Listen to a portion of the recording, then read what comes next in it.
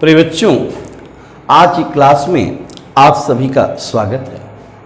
पिछले वीडियो में हमने फिगर्स ऑफ स्पीच के बारे में चर्चा किया था, जिसमें हमने फिगर्स ऑफ स्पीच के डेफिनेशन के बारे में चर्चा किया, फिर उनके प्रकार के बारे में चर्चा किया और फिर 3 परिभाषाएं सिमिली, मेटाफर और पर्सनिफिकेशन के बारे में भी चर्चा किया। आज हम चौथे फिगर्स ऑफ स्पीच एपोस्ट्रोफी के बारे में चर्चा करेंगे। कहता है एपोस्ट्रोफी, हमने पहले भी बताया था कि प्रिय बच्चों, ये आपके बोर्ड एग्जाम में बहुत ही महत्वपूर्ण है और 4 अंकों के लिए आप इसे पक्का समझ लीजिए। निश्चित रूप से आपके एग्जाम में 4 अंकों का यह प्रश्न आना है, इसलिए इसे इतना बढ़िया तैयार करना है कि यह क्वेश्चन हमसे न छूटे। डेफिनेशन है एपोस्ट्रोफी। एपोस्ट्रोफी के मतलब क्या होता है? संबोधन अलंकार। एपोस्ट्रोफी का मतलब क्या होता है? संबोधन अलंकार। An apostrophe is direct order to the dead, to the absent और to the personified object or idea. An apostrophe is a direct orders to the dead, to the absent or to a personified object or idea. अर्थात apostrophe वो अलंकार है जिसमें मृत, अनुपस्थित या मानवीकरण किए हुए पदार्थ या विचार को संबोधित किया जाता। तो एपोस्ट्रोफी वो अलंकार है। An apostrophe is direct orders. Apostrophe एक सीधा संबोधन है टू द डेड, मृत, टू द एब्सेंट, अनुपस्थित, और टू ए पर्सनिफाइड ऑब्जेक्ट और आइडिया, अथवा मानवीकरण किए हुए ऑब्जेक्ट और आइडिया, मानवीकरण किए हुए पदार्थ या विचार को संबोधित किया जाता।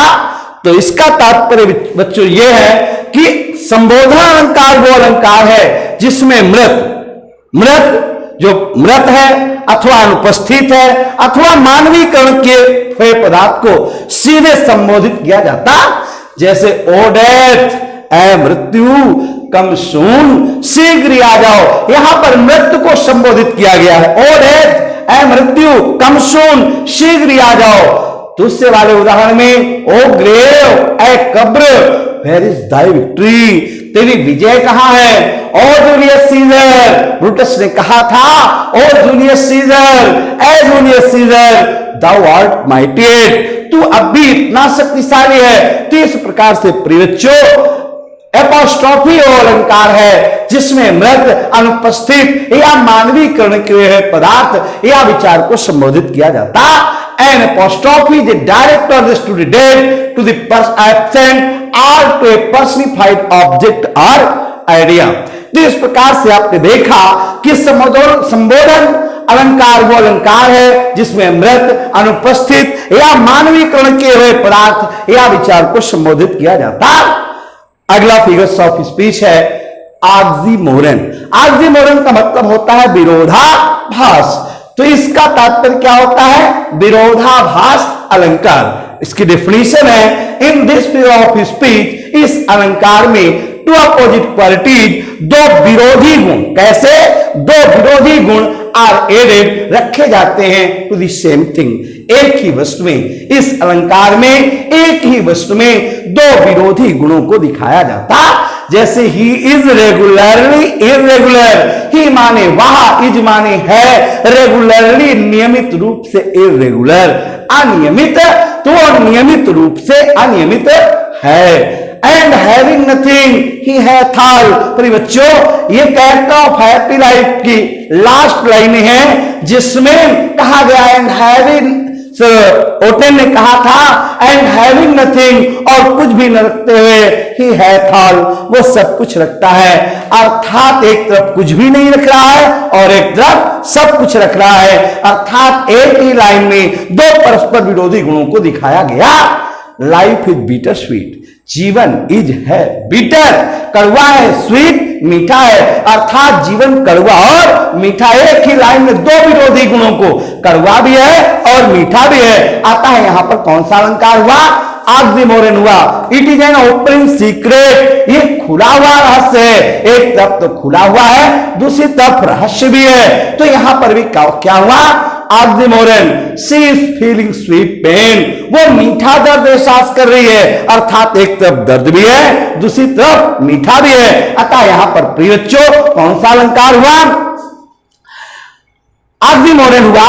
तो इस प्रकार से सबसे पहले एपोस्ट्रोफी को देखते हैं। एपोस्ट्रोफी मींस संबोधन अलंकार, and apostrophe is direct address to the dead, to the absent, or to a personified object और आइडिया, अर्थात वो अलंकार जिसमें मृत, अनुपस्थित या मानवीकरण किए हुए पदार्थ या विचार को संबोधित किया जाता, जैसे औरत, ए मृत्यु, कम शून, शीघ्र आ जाओ। यहां पर मृत्यु को दिखाया गया है। ओ ग्रेव, ए कब्र, फिर दाई विक्ट्री, तेरी विजय कहां है। ओ जूलियस सीजर, ए Julius Caesar, thou art mighty, तू अब भी शक्तिशाली है, अर्थात तेरा पुतला भी अब भी शक्तिशाली है। ऑक्सीमोरन विरोधाभास अलंकार, इस अलंकार में एक ही वस्तु में दो विरोधी गुणों को दिखाया जाता है। In this figure of speech, इस अलंकार में टू अपोजिट क्वालिटीज, दो विरोधी गुणों को एडेड दिखाया जाता है टू द सेम थिंग, एक ही वस्तु में। ही इज रेगुलरली इरेगुलर, वो नियमित रूप से अनियमित है, एंड हैविंग नथिंग, ही है थाल, और कुछ भी न रखते हुए वो सब कुछ रखता है। इस प्रकार से प्रिय बच्चों थोड़ा सा यदि हम ध्यान दें, अगर आप पिछले वीडियो को हमारे देखे हैं तो आपने देखा होगा कि सिमिली मीन्स क्या होता है, उपमा अलंकार। उपमा अलंकार में मैंने बताया था कि एज लाइक सो आ जाए तो आप लोग जान जाएगा कि ये कौन सा है, सिमिली है। इसके बाद मेटाफर, मेटाफर मैंने बताया था कि उपमेय और उपमान को एक ही मान लिया जाता है। यदि ऐसा समझ में आए तो समझ लेना कि उसमें कौन सा अलंकार है, मेटाफर है। फिर मैंने पर्सनिफिकेशन को बताया था और उसमें मैंने आपको बताया था कि इस अलंकार में मृत, निर्जीव अथवा ऐसे वस्तुओं को, एब्स्ट्रैक्ट आइडियाज को ऐसे माना गया था जैसे कि उसमें जीवन हो। जैसे कि मैंने आपको बताया था लव इज ब्लाइंड, प्रेम अंधा होता, anxiety sitting on her face, चिंता उसके चेहरे पर बैठी हुई है, opportunity knocks the door but once, अवसर दरवाजा एक बार अवश्य खटखटाता है। इस प्रकार से प्रिय बच्चों उसमें भी हम देख सकते हैं और जान सकते हैं बहुत अच्छी तरीके से कि उसमें किसी ऐसे निर्जीव वस्तु को या एब्स्ट्रैक्ट आइडिया को ऐसे बताया जाता है जैसे कि उसमें जीवन हो।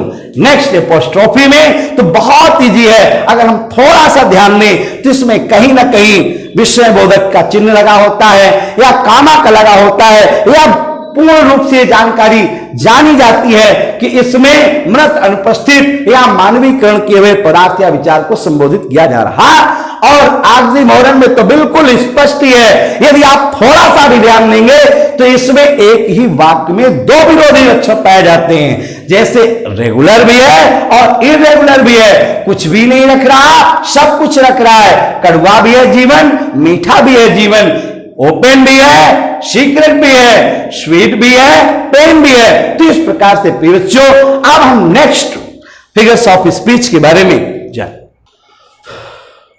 प्रिय बच्चों अगला अलंकार है हाइपरबोल। हाइपरबोल का मतलब होता है अतिशयोक्ति अलंकार। डिफिनेशन है इन हाइपरबोल, हाइपरबोल में थिंग्स आर शोन, वस्तुएं दिखाई जाती हैं एज ग्रेटर और लेस, ज्यादा अधिक, महान अथवा कम अधिक, बेटर और वर्स, ज्यादा अधिक बेहतर अथवा खराब, ज्यादा अधिक खराब, देन दे रियली आर, जितना कि वे वास्तव में होती। इस अलंकार में किसी बात को वास्तविकता से कहीं अधिक बढ़ा चढ़ाकर या बहुत घटा करके प्रकट किया जाता। हाइपरबोल अतिशयोक्ति अलंकार, इस अलंकार में किसी बात को वास्तविकता से कहीं अधिक बढ़ा चढ़ा करके वर्णन कर दिया जाए। जब किसी बात को बहुत अधिक, वास्तविकता से बहुत अधिक बढ़ा चढ़ा करके वर्णन कर दिया जाए तो उसे अतिशयोक्ति अलंकार कहते हैं। जैसे सी विप्ट, वो रोई, ओशियंस ऑफ टीयर्स, समुद्रों आंसू रो डाली, तो वो समुद्रों आंसू रो डाली ऑन द डेथ ऑफ हाल स्टेप्सन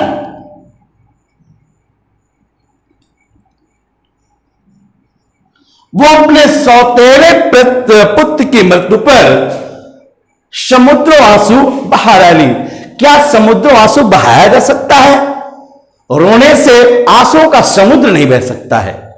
एक अतिशयोक्ति कर दिया गया कि she wept oceans of tears, वो समुद्रों आंसू बहा डाली on the death of her stepson, अपने सौतेले पुत्र की मृत्यु पर। रिवर्स ऑफ ब्लड, खून की नदियां फ्लोड बह गई इन द बैटल फील्ड, युद्ध क्षेत्र में। तो युद्ध के मैदान में खून की नदियां बह गई, तो इसका मतलब क्या हुआ? हाइपरबोल हुआ। द वेव्स माने लहरें, रोल्ड उठ रही थी माउंटेन हाई, पर्वत से भी ऊंची उठ रही थी। तो प्रिय बच्चों, लहरें पर्वत से भी ऊंची उठ रही थी। इसका मतलब यह है कि यहां पर कौन सा अलंकार है? अतिशयोक्ति अलंकार है। तो इन हाइपरबोल में थिंग्स आर शोन, वस्तुएं दर्शाई जाती हैं ग्रेटर और लेस, बेटर और worse than they really are. इस अलंकार में किसी बात को वास्तविकता से कहीं अधिक बढ़ा चढ़ाकर या बहुत घटा करके प्रकट किया जाता। फिर अगला एग्जाम्पल थोड़ा सा देखेंगे। All the perfumes of Arabia, अरब के संपूर्ण इत्र will not sweeten this little hand, इस छोटे से हाथ को सुगंधित नहीं कर सकते।